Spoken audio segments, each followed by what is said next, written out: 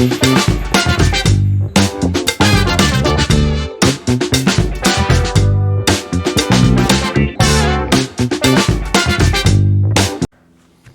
everyone. Hi, everybody. Welcome to Our Charm Midlife. Yep. I'm Danny. And I'm John. I pointed at you and said I'm Danny. I'm Yeah, a well. moron. I'm still John. This is our What Are We Watching edition. And today's video, What are you watching? it's only about what I watched because he did not watch this. I didn't. I'm going to talk about Woman of the Hour, Ooh. the Netflix movie that came out last weekend, starring and directed by Anna Kendrick. So let's start with the write-up that is on IMDb for this. Cheryl Bradshaw, a single woman looking for a suitor on a hit 1970s TV show, chooses charming bachelor Rodney Alcala, unaware that behind the man's gentle facade he hides a deadly secret. Now, first off, looking for a suitor on a hit. I don't know if what they put in the movie is accurate, but they basically said she was trying to be an actress, and back then, a lot of agents just put their clients on game shows just to get them on TV and add to their reels and that sort of thing. So I don't know. But so this is a true story about the serial killer Rodney Alcala. He actually was on the dating game show. And Cheryl Bradshaw was a real person who did pick him as her bachelor. But after that, their story in the movie is not real. Which, whenever I watch these true stories, I'm constantly looking up the real story while I'm watching the movie. And I'm usually disappointed that they dramatize a story that to me seems so built-in interesting. Yeah, it's a lot of times a true life story is interesting enough, but for whatever reason, they take artistic license and try to make it more, and it doesn't need to be. Yeah. So the writer, Ian McDonald, he's only written one other short film or something, who wrote this. I kind of blame him for it. So Rodney Alcala, so he was put away, or they know of that he killed 7 women. The police believe that it was probably closer to 130 women that he killed. Jesus. He has died. He just died a few years ago in prison. So what I really want to talk about more is Anna Kendrick's direction, because I was keenly kind of drawn in by that, which is surprising for a first-time director. I was very aware of the choices she was making, and maybe that is because of the subject matter, because I feel like she took a different approach than we normally get male's point of view to violence against women.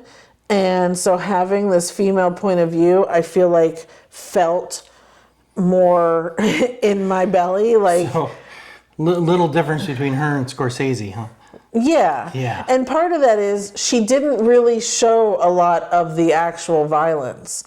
It was much more about these women and their encounters with him, and then the moment. The terror versus the violence. Yeah, the moment that these women realized, I'm in trouble. You in danger, girl.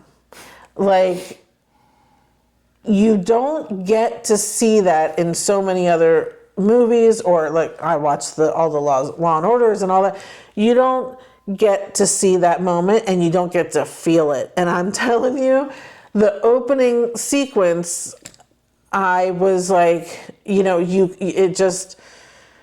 was there. And I was sitting there going, you gotta run. You gotta run. And I normally would be doing that, right? I'd be like, oh, you idiot, get out of there or whatever. But it was I was like her. And I was like, what is she gonna do? How is she gonna get out of this? What is gonna happen?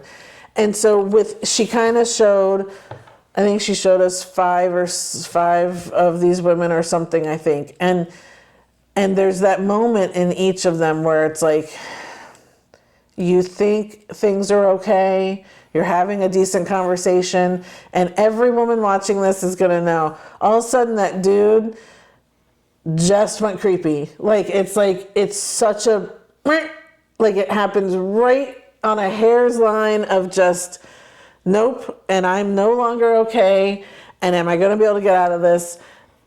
What's going to happen? And that's what made the movie better for me, because the storyline and everything, and especially Anna Kendrick's character, she's playing Cheryl Bradshaw, they have her choose the serial killer on the game show, and then they actually go out for drinks afterwards, and then she has this same sort of terror-induced, moment in an empty parking lot with this guy. In real life, that never happened. And Cheryl Bradshaw actually did tell the producers, like, I'm not going on a date with this guy, he seems creepy. But that never happened. So I kind of overlook that just because it's like, okay, that didn't happen. Why are you telling me something that didn't happen? But everything else was so well done on her part. She had great casting in this. It feels like she could have probably casted whoever she wanted. And instead, I feel like she chose just really good people. Okay. If I were judging on just the story and the writing, it probably would have been a 5 because of her directing and because of the feelings that she was able to give us with her shots and how she did that. I'm actually giving the movie a 7. Wow. So Okay. it's on Netflix. It's an hour and 35 minutes. I found it as an interesting story, but I really wanted a lot more. I wanted way more story. So I really am just doing this for her directing alone. Okay. So that's that. It's on Netflix. Obviously, you can watch it. I think a lot of people have watched it by now. It was #1 movie on there. Yeah. I'm very happy for her. I think she has a good eye. I hope she does a lot more. Okay. Yeah. Well, good on you, Anna Kendrick. You're making us proud. Yeah. I don't know. That was weird. I'm sorry. I made it weird. Yeah, so anyway, I would love to hear from people who have watched this. Do you agree with me? Did you get that feeling in your gut? Did you see those moments happen while they were happening? Definitely comment below and share with me. Also, what's your favorite Anna Kendrick movie? Ooh, good question. What's yours? Obviously, Pitch Perfect. Pitch Perfect. Yeah. Mine's probably Noelle. I just love that movie so much now I get that. I'm just, Yeah, I get that. Yeah. So anyway, thanks so much. Ooh. You got, Subscribe. I was just gonna, Oh, sorry. that's okay. Thanks for that. Yeah, if you Subscribe. I'm sorry.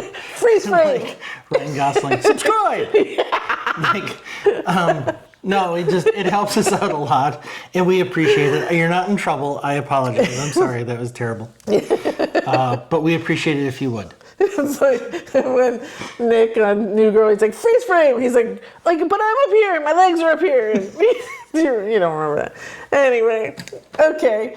Thanks, you guys. Please like the video. Please subscribe and stick around. We have a lot more reviews coming out and a lot more adventures. So thanks so much. It was just like that. This is our short midlife. Thanks, everybody. Bye.